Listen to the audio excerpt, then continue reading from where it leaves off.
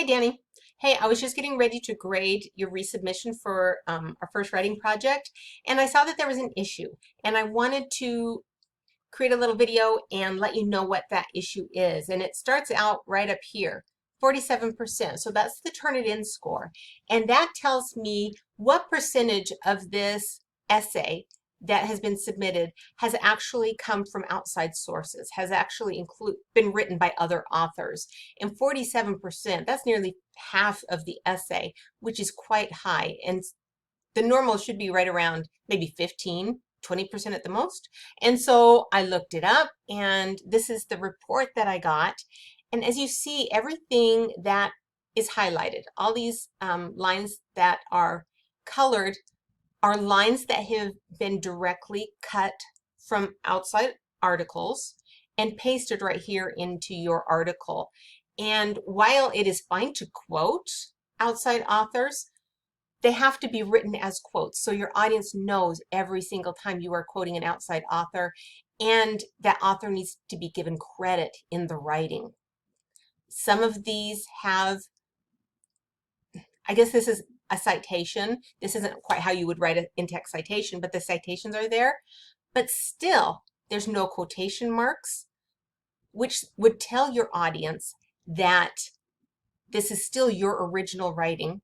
You are just being inspired from these by these sources, right?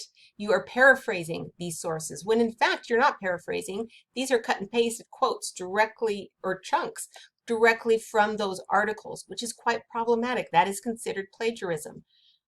So, and right here, even in your rough draft, this was written within quotation marks, but now those quotation marks have been removed, and that's problematic.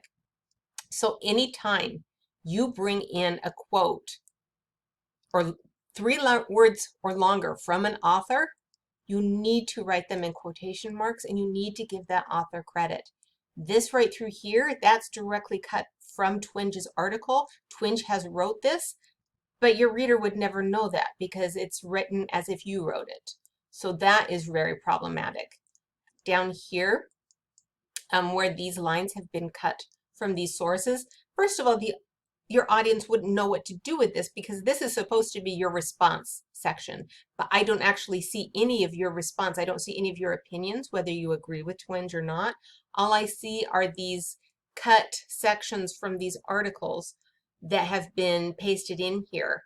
And as far as the analysis, we've got some analytical terms here that are quite mature that we haven't gone over in this class, which makes me wonder where they came from, and some material from a source. I mean, the key over here says it comes from another student's paper, but there might be another student who copied it directly from another source, and that's what it came from. But all I know is it's not original writing, and that's problematic. That's very problematic.